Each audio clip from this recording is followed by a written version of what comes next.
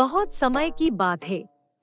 नागलोक में बहुत सारे प्रजाति की नाग नागिन रहा करते थे, लेकिन उन सब में लोकप्रिय एक ही नागिन थी।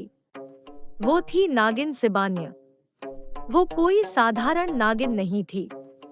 100 साल तपस्या करने के बाद वो एक इच्छाधारी नागिन बनी थी और वो नागमणि की रक्षा करती थी।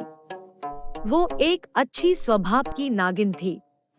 वो अपनी नाग लोक की सारी नाग नागिनों की अच्छी तरह से ख्याल रखती थी। ऐसे ही समय बीत रहा था। सुनसान रात थी। ठंडी ठंडी हवा चल रही थी। चांदनी रात थी। उस चांद की रोशनी की नीचे सिबान्या खड़ी थी। तभी पीछे से काली नागिन आती है और सिबान्या के ऊपर हमला कर देती है। काली नागिन, तुम यहाँ कैसे आ सकती हो? मैंने तो तुम्हें 100 साल की कड़ी सजा दी थी। तुम यहाँ नहीं आ सकती। अच्छा, तुम वो पाखंडी बाबा से मिलकर कला जादू करके यहाँ आई हो, लेकिन तुम जो चाहती हो वो तुम्हें कभी नहीं मिलेगी। तुम्हें कभी पता नहीं चलेगा कि नागमणि कहाँ है। सिबान्या, अब जल्दी से बताओ कि वो नागमणि कहाँ है। अगर तुम मुझे नागमणि दे दोगी तो मैं तुम्हें मौत की मुंह से बचा लूंगी। नहीं, मैं तुम्हें नागमणि के बारे में कभी नहीं बताऊंगी, चाहे मेरी जान क्यों न चली जाए। तुम भूल रही हो सिबान्या, तुम्हारी 2 बेटियां हैं। तुम्हारी जाने के बाद उनका क्या होगा? मैं उन्हें भी मार दूंगी। अब जल्दी से मुझे नागमणि दे दो। मेरी नागलोक और पूरे नाग नागिनों की रक्षा के लिए मैं तुम्हें नागमणि कभी नहीं दूंगी। तो ठीक है, अब तुम यहाँ पे मरो, मैं नागमणि ढूंढ लूंगी। इतना कह के काली नागिन वहाँ से चली जाती है।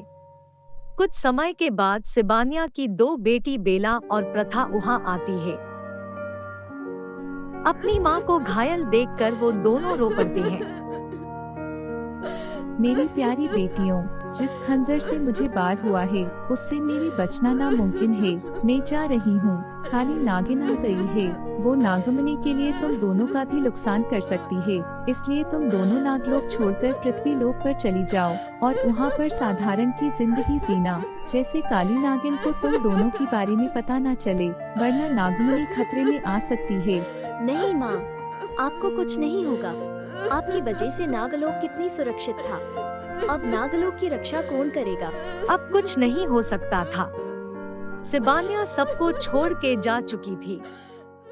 अपनी माँ की कहने के अनुसार सिबान्या की दोनों बेटी पृथ्वी लोक पर जाकर साधारण की जिंदगी जीने लगते हैं। ऐसे ही समय बीत रहा था। एक दिन प्रथा नागिन बेला नागिन को बोलती है, दीदी, हमें नागलोक से आए हुए कितने दिन हो गए हैं। हमें इस तरह हाथ पे हाथ लेकर बैठना नहीं चाहिए। आप जानती हो, नागलोक पर छोटे छोटे नाग नागिनों को काली नागिन बहुत कष्ट दे रही है। वो लोग बहुत परेशान हो रहे हैं।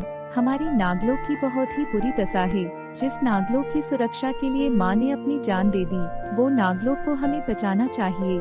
बेला, तुम्हें याद है ना माँ ने अंतिम शब्द क्या बोली थी? नागमणि तब सुरक्षित रह सकती है जब हम दोनों की जान बची रहेगी। और उस दुष्ट काली नागिन का सामना करना इतना आसान नहीं है। उसका सामना करने का मतलब अपनी मौत को बुलावा देना। हम अब उसकी सामना नहीं कर सकते।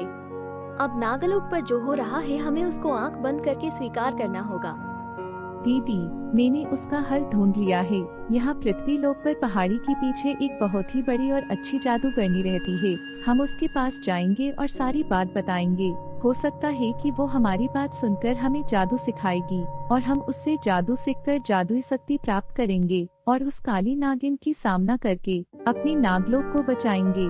बेला की बात सुनकर प्रथा उसकी बात से सहमत होती है और वो दोनों जादूगरनी को मिलने उसकी गुफा के अंदर जाते हैं।